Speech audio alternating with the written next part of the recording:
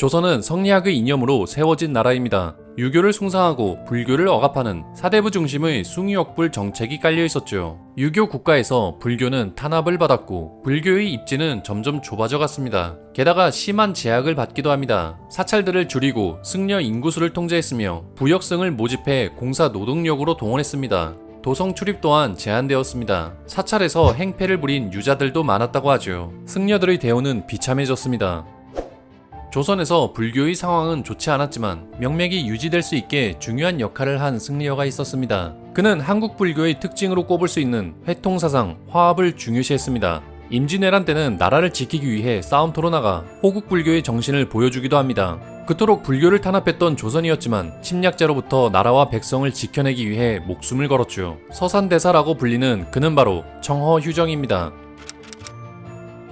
그는 16세기 조선의 승려입니다.本명은 휴정이며 호는 청허입니다. 흔히 서산대사라는 별호로 잘 알려져 있죠. 그가 훗날 머물렀던 묘향산의 명칭인 서산에서 따온 것입니다. 휴정은 제자인 사명대사와 함께 임진왜란 때 활약한 승병을 일으켰던 인물입니다. 사상적으로는 선불교의 간화선을 중심으로 선종과 교종을 통합하고자 했습니다. 또한 유가, 불가, 도가가 본질은 서로 다르지 않다는 삼교일치를 주장하기도 했죠. 먼저 서산대사 휴정은 어떤 삶을 살았는지 살펴보겠습니다.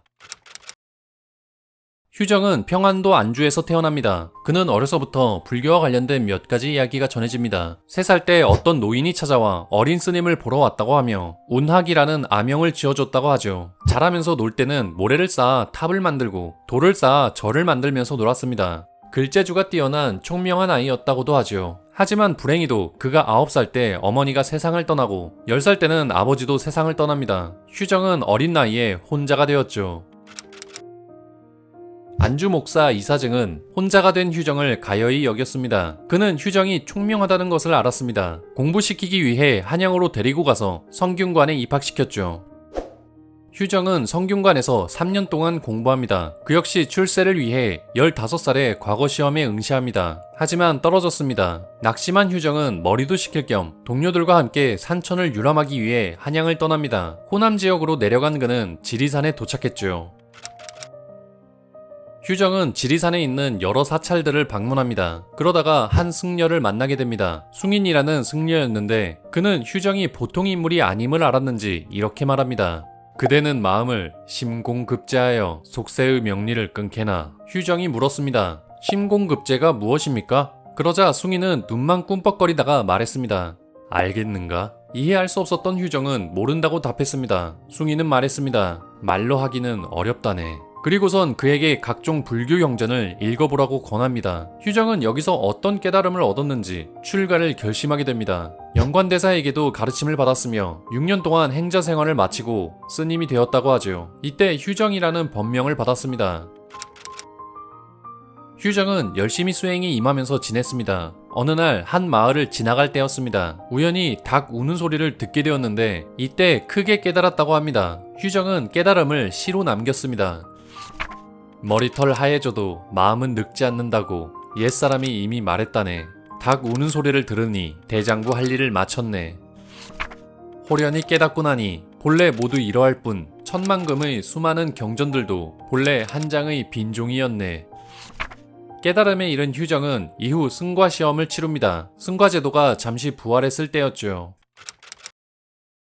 승려가 치르는 과거시험입니다. 능력이 뛰어난 승려를 선발해 직책을 내려주는 제도죠. 고려 때부터 조선시대 전기까지 시행되었으나 연산군에 이르러 중지되었다가 중종 때 폐지됩니다. 유교를 숭상하고 불교를 억제하는 숭유역불 정책이 강해지면서 승려들은 조선에서 활동하기가 쉽지 않았죠. 그런데 명종 때가 되자 승과 제도가 다시 부활합니다. 당시 섭정하던 문정왕후가 부활시켰죠. 명종은 어렸기에 모친인 문정왕후가 권력을 잡고 있었습니다. 집권욕이 강해 권모술수에 능한 인물이었죠. 그녀는 불교에 관심이 많았습니다. 보우라는 승려와 함께 불교를 지지하는 정책을 펼쳤죠. 유자들은 이를 못마땅하게 여기고 있었습니다. 휴정은 이때 승과 시험을 치르고 합격합니다. 이후 36살에 교종판사와 선종판사, 봉은사 주지를 맡으며 활동합니다. 하지만 오래가지 못했습니다. 2년 만에 스스로 그만두었죠. 이런 직책들이 승려의 본분이 아니라 생각했습니다. 그는 자처에서 떠돌이 수행자가 되었습니다. 금강산, 묘양산 등 각지를 돌아다니며 수행했고 이때 제자들을 받아들입니다. 그 수가 약 1000여 명이라고 하죠. 사명도 휴정의 제자가 됩니다. 또한 처형대사, 영규대사도 휴정의 제자였죠. 이들은 훗날 닥쳐올 임진왜란 때 승병장으로 활약한 인물들입니다. 휴정은 오랜 시간 동안 산속에서 저술활동과 수행을 하면서 살게 됩니다. 선종과 교종의 대립을 완화하고 유가, 불가, 도가의 가르침을 정리했습니다. 대표적으로 선과귀감, 유가귀감, 도가귀감을 지었죠. 문정왕후가 세상을 떠나자 유자들은 기다렸다는 듯이 승과 제도를 폐지합니다. 잠깐이나마 불교가 자리를 잡으려 했으나 제도의 폐지로 완전히 유학자들의 세상이 되었죠. 승려들은 다시 산속으로 들어가게 됩니다. 명종도 얼마 후에 병으로 세상을 떠나고 선조가 왕위에 오르게 됩니다. 선조 때 선비들은 자기들끼리 당쟁에만 몰두했습니다. 한편 백성들의 민심은 갈수록 흉흉해졌죠. 그럼에도 선비들은 동인과 서인으로 나뉘어 서로 다투기만 했습니다. 그러다 동인편에 있던 정열입이 반란을 꾀한다는 소문이 돌았습니다. 정열입은 포위되었고 자살하게 됩니다. 이 사건으로 당쟁은 더욱 격화되었죠. 그런데 휴정이 이 사건에 연루되었다는 누명을 씁니다. 이때 그는 나이 70의 노승이었죠. 그의 제자 사명과 함께 옥에 갇히게 됩니다. 휴정이 지은 시가 역모와 관련이 있다는 어떤 승려의 잘못된 진술 때문이었죠. 하지만 곧 무고가 밝혀져 휴정과 사명은 풀려납니다. 풀려난 휴정에게 선조는 그림과 시를 하사합니다. 휴정도 시로 답했고 선조는 감격했다고 하죠. 그리고 약 2년 후 조선에 어두운 그림자가 찾아옵니다. 1592년 일본은 수백 척의 배를 이끌고 조선을 침략합니다. 제대로 된 대책을 하지 못했던 조선은 단 20일 만에 한양을 점령당합니다. 선조는 그보다 빨리 평양으로 도망갔죠. 그러다 다시 의주까지 피난을 가게 됩니다. 적들은 평양성까지 점령해버렸죠. 한편 지방 곳곳에서는 의병들이 봉기해서 적들에 맞섰습니다. 승려들도 가만히 있지 않았습니다. 이때 영규대사가 처음으로 승병을 일으키게 됩니다. 그는 청주성 전투에서 큰 활약을 합니다. 하지만 금산 전투에서 전사하고 말았죠. 선조는 승병들이 도움이 될 것이라 간파했는지 묘양산에 있던 휴정을 불렀습니다. 이 위기에 대한 대책을 물었죠. 휴정은 말했습니다. 늙거나 어린 승려들은 저를 지키게 하고 다른 모든 승려들은 나라를 위해 싸우도록 하겠습니다. 휴정은 승려들과 함께 나라를 지켜낼 것을 약속했죠. 선조는 그 자리에서 팔도 도청섭이라는 승군의 총지휘관 직책을 내렸습니다. 휴정은 전국에 경문을 내려 승병을 모집합니다. 그렇게 모인 승병이 대략 5,000명이었다고 하죠. 승병들은 무술이 뛰어났으며 산속 지형을 잘 알고 있었기에 전투에서도 큰 활약을 했다고 합니다. 휴정 휘하에 1,500명이 모였고 금강산에 있던 사명의 700명도 합세했습니다. 이들은 명나라 원병과 함께 평양성을 탈환합니다. 임진왜란의 전세는 역전되고 있었죠. 하지만 휴정은 이미 나이 75세의 노승이었습니다. 군대에 있기엔 너무 늙었죠. 그는 승군을 이끄는 역할을 제자들에게 부탁합니다. 특히 자신의 직책을 사명에게 넘겨줍니다. 사명은 휴정이 맡았던 승군의 총지휘관 역할을 이어받았죠. 이후 사명은 전투에서 승병을 지휘하고 적과 협상해 포로를 구출하는 등의 활약을 합니다. 휴정은 묘양산으로 돌아갔습니다. 그는 저술활동을 하며 생의 마지막을 준비했습니다. 임종에 들기 전 그는 자신의 영정 뒷면에 이렇게 적었습니다. 80년 전에는 그대가 나이더니 80년 후에는 내가 그대이구나. 그리고 그대로 앉아 열반에 듭니다. 이때가 85세였습니다. 휴정은 호국불교의 정신을 보여주기도 했지만 한국불교가 현재까지 명맥을 이어올 수 있게 중요한 역할을 한 인물이기도 합니다. 이제 그가 중요시한 불교 사상을 쉽게 살펴보겠습니다. 그는 선가귀감이라는 저서를 남깁니다. 휴정은 당시 불자들이 불법을 배우기가 어려워 막연했던 것을 알았습니다. 그래서 핵심 가르침을 가려 뽑아 쉽게 정리했죠. 선수행을 위한 지침서 같은 느낌이라 친절한 편입니다. 각자의 근기에 따라 수행에 임할 수 있도록 도와주는 글이죠. 조선 불교가 자리를 잡는 데 큰 역할을 합니다. 여기서 그의 사상을 엿볼 수 있습니다. 먼저 많은 인물들이 주장했었던 삼교일치, 회통사상을 살펴보겠습니다.